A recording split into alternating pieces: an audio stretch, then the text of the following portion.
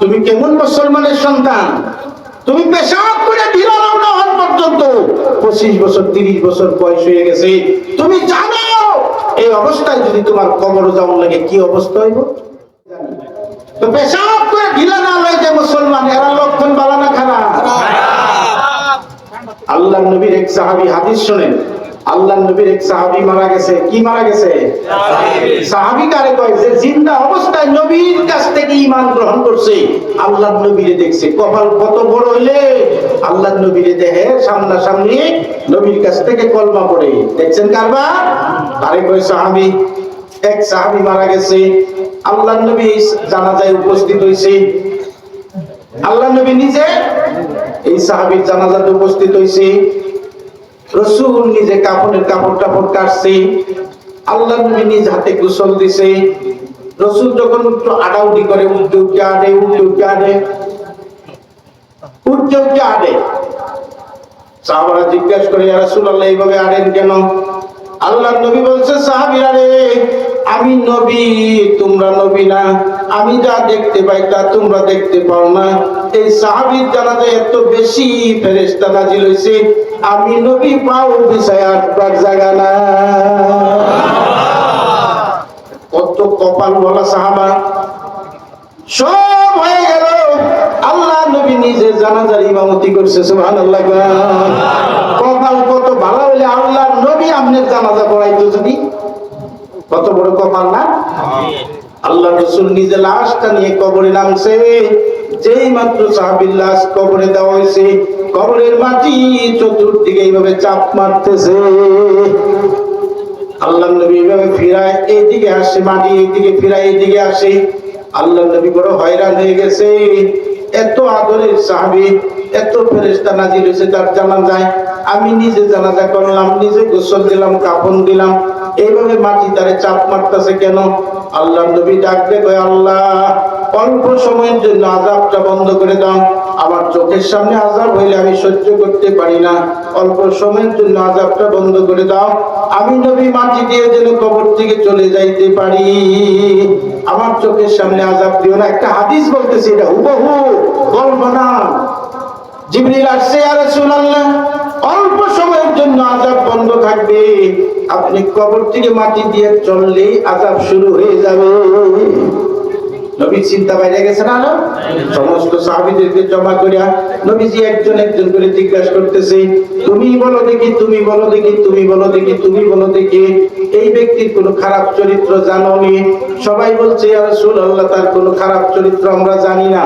নবীজি বলছে, ও সাহাবা চলো তার বাড়ি যাই, পর্দার আড়াল থেকে তার বিবির সাথে জিজ্ঞাসা করি। মানুষের জীবনে এমন গোপন চরিত্র খারাপ থাকতে পারে, দুনিয়ার কেউ জানে না, তার বিবি জানে, এমন থাকতে পারে না? আল্লাহ নবী বলছে, যাও যাই। আল্লাহ রাসূল সাহাবীর বাড়িতে গেছে, পর্দার আড়াল থেকে সাহাবীর বিবিরে ডাক দিয়েছে। নবীজি বলছে, মা তোমার স্বামী মারা গেছে, এই দৃশ্য আমি কবরে দেখছি, তুমি বলো দেখি তোমার স্বামীর কি খারাপ চরিত্র ছিল? ভালো করে ওয়াজটা মনে রাখবেন।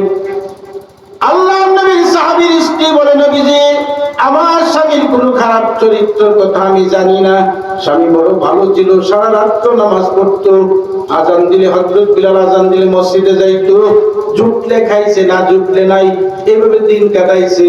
আল্লাহ নবী বলে, তাহলে তার পেশা কি আছে? সাহাবী বিবি বলছে, হুজুর সে পেশা একজন রাখাল ছিল, রশি বললিয়া দড়ি কুমা তুললিয়া এবার লাঠি বড়াইয়া কান্দ করে দড়ি নিত, আমরাও নিছি আগে না? আল্লাহর নবী বলে, সাহাবীরা যে রাখাল ছিল, দড়িগুলি কান্দে করে নিচে আনছে, মাঠে নে উটদুম্বা বাঁধছে, আবার বাড়ি যাওয়ার সময় উটদুম্বা ছাইড়ে দিছে, দড়ি কান্দ করে আনছে। বুঝতেছো না? এই যে উটদুম্বা ভেড়া বকরির চেনা রশির মধ্যে লাগছে, এই রশি তার শরীরে ঘষা লাগছে, নিজের পেশাবটা চিন্তা করেন, হাদিসটা উটদুম্বার পেশাব রশিদ লাগছে, এই রশি তার শরীরে ঘষা লাগছে, কাপড় ঘষা লাগছে। সাহাবী ভাবতে পারে না এত সামান্য কারণে এত বড় আযাব হয়ে যাবে। ও আমার সাহাবীরা, ছাগলের চেনা পেশাব রশি থেকে তার শরীরে লাগছে, এই অবস্থায় জমিনে ঘোরাঘুরি করেছে, কবরে যাওয়া মাত্রই জমিন তারে চাপ দিয়া আযাব দিয়া দিছে। 40 বছর ধরে পেশাব করে ঢিলালো না বাবা, কত লিটার পেশাব তোমার শরীরে আর কাপড়ে শুকাইছে একবার চিন্তা করো। ছাগলের চেনা লেদার জন্য যদি এত বড় আযাব হয়, আইজও তুমি পেশাব করে ঢিলালো না, কালকে মরণ হইতে পারে না, পারে না? এই অবস্থায় যদি কবরে যাবো বা আল্লাহর নবীর চোখের সামনে কবরের মাটি চাপ পারছে, নবী নাই দুনিয়ায় তোমার গোসল দিবে, নবী নাই দুনিয়ায় তোমার জানাজা পড়বে, আছে নাকি? অহন নবী আছে? তাহলে কে তোমার জন্য হাত তুলে দোয়া করবে? মাটি তোমার চাপ পারবে, এই দিকের হাত দিয়ে এইদিকে, এই দিকের হাত দিয়ে এইদিকে নিবে। এই অবস্থায় তুমি কবর যাইবা কোন সাহসে? কবরের আযাব কে একটু ডরাও না? একলা একলা করে কেউ হাত তুলে আমি শরম দিবার চাই না।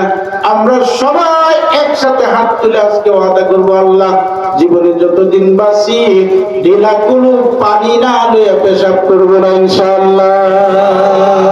এটা একটা বড় আমল, বড় আমল না? বড় আমল না?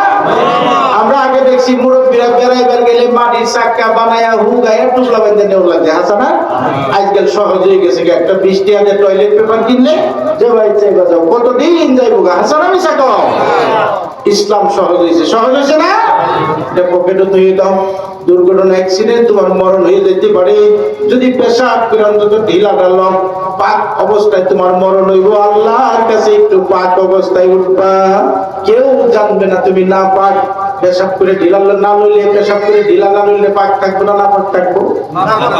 এই অবস্থায় যদি বলে যায় আল্লাহ তাই যেমন লাগবো, দারুণ এক দুর্দশ হইব। দুর্দশ হইতো না ভাই? তাহলে আমরা ওয়াদা করি জীবনে আর কোনোদিন ঢিলার পানি না লইয়া পেশাব করতে হবে ইনশাআল্লাহ। একটা আমল বানাই, একটা আমল বানাই ইনশাআল্লাহ।